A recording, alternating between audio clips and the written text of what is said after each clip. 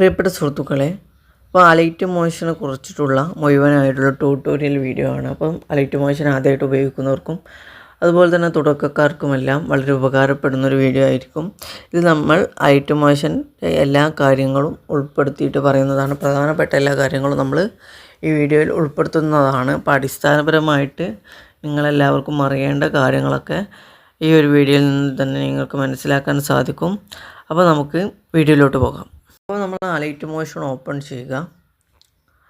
അങ്ങനെ തുറന്നു വരുമ്പോൾ തന്നെ ഹോം, അതുപോലെ തന്നെ ട്യൂട്ടോറിയൽ, പ്രൊജക്ട്സ്, ടെംപ്ലേറ്റ്സ്, ഇങ്ങനെ 4 ഐക്കണുകൾ താഴെ കാണാൻ സാധിക്കും. ഇവിടെ ഹോമിൽ ക്ലിക്ക് ചെയ്ത് കഴിഞ്ഞാൽ ഇവിടെ അലൈറ്റ് മോഷനെ കുറിച്ചും അതുപോലെ മറ്റു ഡീറ്റെയിൽസുകളൊക്കെ കൊടുത്തിരിക്കും. അതിനുശേഷം നമ്മൾ ട്യൂട്ടോറിയൽസ് എന്നുള്ളത് ക്ലിക്ക് ചെയ്ത് കഴിഞ്ഞാൽ ഇവിടെ അലൈറ്റ് മോഷൻ്റെ ട്യൂട്ടോറിയൽ വീഡിയോകളും മറ്റും കാണാൻ സാധിക്കും.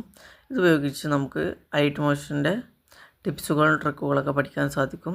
പിന്നെ ഇവിടെ പ്രൊജക്റ്റാണ്. ഇവിടെ നമ്മൾ ഓപ്പൺ ചെയ്ത് നമ്മൾ ചെയ്ത വർക്കുകൾ, അതുപോലെ തന്നെ ഇപ്പോൾ നമ്മൾ പകുതിയൊക്കെ നിർത്തി വെച്ച വർക്കുകളൊക്കെ ഇവിടെ പ്രൊജക്റ്റായിട്ട് ഓട്ടോമാറ്റിക്കലായിട്ട് സേവ് ആയി നിൽക്കുന്നുണ്ടാവും. അതുപോലെ തന്നെ പിന്നെ ടെംപ്ലേറ്റ്സ് എന്ന് കാണാം. അവിടെ ക്ലിക്ക് ചെയ്ത് കഴിഞ്ഞാൽ അലൈറ്റ് മോഷൻ്റെ ടെംപ്ലേറ്റ് എഫക്റ്റുകളുടെയൊക്കെ ടെംപ്ലേറ്റുകളും പ്രീസെറ്റ്സും ഒക്കെ ഇവിടെ ഉണ്ടാകും. അപ്പോൾ നമുക്കിത് യൂസ് ചെയ്ത് കണ്ട് എഡിറ്റിങ്ങിലൊക്കെ ഇത് യൂസ് ചെയ്യാം. അപ്പോൾ നമുക്ക് അതൊക്കെ എങ്ങനെ ചെയ്യാമെന്ന് നമുക്ക് പറയുന്നതാണ്. അപ്പോൾ ഇത്രയും കാര്യങ്ങളാണ് നമ്മളിവിടെ മനസ്സിലാക്കാനുള്ളത്. അത് കഴിഞ്ഞാൽ പിന്നെ നമുക്കിവിടെ പ്ലസ് ഐക്കൺ ക്ലിക്ക് ചെയ്യാം. നമ്മൾ പുതിയൊരു പ്രൊജക്റ്റ് തുടങ്ങാൻ വേണ്ടിയിട്ട് നമ്മളിവിടെ പ്ലസ് ഐക്കണാണ് ക്ലിക്ക് ചെയ്യേണ്ടത്. അങ്ങനെ പ്ലസ് ഐക്കൺ ക്ലിക്ക് ചെയ്യുമ്പോൾ ഇവിടെ നമുക്ക് പ്രൊജക്റ്റ് ആൻഡ് എലമെൻറ്റ് എന്ന് കാണാം. എലമെൻറ്റ് ക്ലിക്ക് ചെയ്ത് കഴിഞ്ഞാൽ ഇങ്ങനെ ഒരു ഇൻ്റർഫേസാണ് വരിക. അപ്പം ഇവിടെയുള്ളത് എന്താണെന്ന് വെച്ചാൽ നമുക്കിപ്പം വീഡിയോയിലൊക്കെ ആഡ് ചെയ്യേണ്ട എലമെൻറ്റുകൾ, അതായത് ഇപ്പം നമ്മളിപ്പം സബ്സ്ക്രൈബിനോ അങ്ങനെ തുടങ്ങിയിട്ടുള്ള ഓരോ എലമെൻറ്റുകളൊക്കെ വീഡിയോയിൽ കാണിക്കുമല്ലോ. അങ്ങനത്തതൊക്കെ നമുക്ക് ഇവിടെ മോഷൻ ഗ്രാഫിക്സൊക്കെ യൂസ് ചെയ്ത് നമ്മളൊരു എലമെൻറ്റ് ഉണ്ടാക്കി വെച്ചാൽ നമുക്ക് എല്ലാ ഇതിലേക്കും യൂസ് ചെയ്യാൻ പറ്റും, എല്ലാ വീഡിയോയിലേക്കും. അപ്പോൾ അങ്ങനത്തെ എലമെൻറ്റുകളൊക്കെ ഇവിടെ ഉണ്ടാക്കി വെക്കാനുള്ള ഒരു ഓപ്ഷനാണ്. ഇത് നമുക്ക് ക്രിയേറ്റ് ചെയ്ത് കഴിഞ്ഞാൽ നമുക്ക് എല്ലാ വീഡിയോകളും യൂസ് ചെയ്യാം.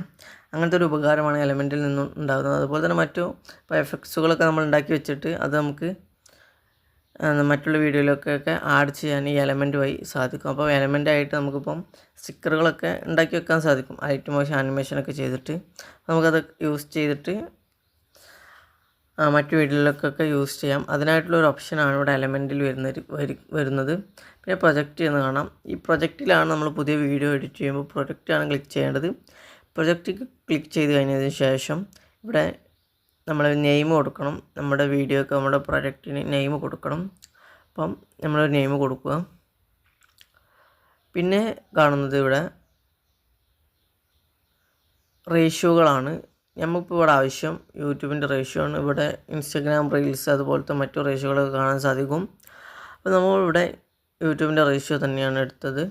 പിന്നെ റെസൊല്യൂഷൻ 4K വരെ നമുക്ക് എക്സ്പോർട്ട് ചെയ്യാൻ സാധിക്കും. ഞാനിവിടെ 1080p ആണ് സെലക്ട് ചെയ്തത്. നിങ്ങൾക്ക് ഏത് വേണമെങ്കിലും യൂസ് ചെയ്യാം. ഏറ്റവും നല്ലത് 1080p മുതലുള്ളതാണ്. 1080p വരെയാണ് യൂട്യൂബിലൊക്കെ സപ്പോർട്ടാവുന്നത്. വേണമെങ്കിൽ നമുക്ക് മുകളിലോട്ടും യൂസ് ചെയ്യാൻ സാധിക്കുന്നതാണ്. പിന്നെയുള്ളത് ഫ്രെയിം റേറ്റ് ആണ്. ഫ്രെയിം റേറ്റ് സാധാരണ എല്ലാവരും ഉപയോഗിക്കാറ് 30 FPS ആണ്. അല്ലെങ്കിൽ ഞങ്ങൾക്ക് 24 ഒക്കെ യൂസ് ചെയ്യാൻ പറ്റും. അപ്പോൾ സ്ലോ മോഷൻ വീഡിയോകളൊക്കെ ആണെങ്കിൽ 60 തന്നെ കൊടുക്കാം. ഞാനിപ്പോൾ ഇവിടെ 30 കൊടുത്തിരിക്കുന്നത്. പിന്നെ ബാക്ക്ഗ്രൗണ്ട് ബ്ലാക്ക് ഉണ്ട്, അതുപോലെ തന്നെ white, light green, blue, transparent ഈ ബാക്ക്ഗ്രൗണ്ടുകളൊക്കെ ഉണ്ട്. ഞാനിവിടെ ബ്ലാക്കാണ് സെലക്ട് ചെയ്ത് കൊടുത്തിരിക്കുന്നത്. ഇനി നമുക്ക് ക്രിയേറ്റ് പ്രൊജക്റ്റ് എന്ന് ക്ലിക്ക് ചെയ്യുക. അപ്പം ക്രിയേറ്റ് പ്രൊജക്റ്റ് എന്ന് ക്ലിക്ക് ചെയ്ത് കഴിഞ്ഞാൽ ഇങ്ങനെ ഒരു ഇൻ്റർഫേസ് ആയിരിക്കും നമുക്ക് ലഭിക്കുക. അപ്പോൾ ഇവിടെ ആദ്യം വരുന്ന ഐക്കൺ, മുകളിൽ വരുന്ന ഐക്കൺ നമുക്ക് ബാക്ക് അടിച്ച് ഹോമിലോട്ട് തന്നെ പോകാനുള്ള ഓപ്ഷനാണ്. നമ്മളെ പ്രൊജക്ട്സിൻ്റെ ആ ഭാഗത്തേക്ക് തന്നെ തിരിച്ചു പോകാനുള്ള ഓപ്ഷനാണിത്.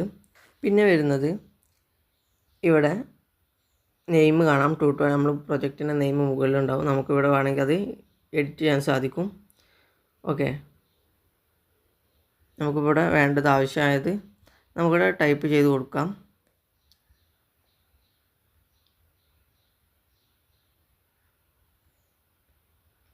ഓക്കെ, പിന്നെ ഇവിടെ വരുന്നത് സെറ്റിങ്സ് ആണ്. സെറ്റിങ്സ് എന്ന് പറഞ്ഞാൽ നമ്മളെ പ്രൊജക്റ്റിൻ്റെ സെറ്റിങ്സ് ആണ്.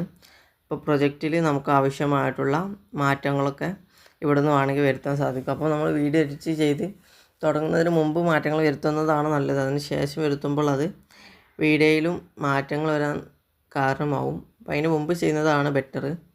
പിന്നെയുള്ളത് എക്സ്പോർട്ട് ചെയ്യാനുള്ള ഓപ്ഷനാണ്. ഇവിടെ ക്ലിക്ക് ചെയ്ത് തന്നെ എക്സ്പോർട്ട് ചെയ്യാൻ സാധിക്കും. അത് നമുക്ക് അവസാനം പറയാം. പിന്നെ ഇവിടെ നമ്മൾ ബാക്ക്ഗ്രൗണ്ട് ബ്ലാക്ക് ആണ് സെലക്ട് ചെയ്ത് കൊടുത്തത്. അതുകൊണ്ട് തന്നെ ബാക്ക്ഗ്രൗണ്ട്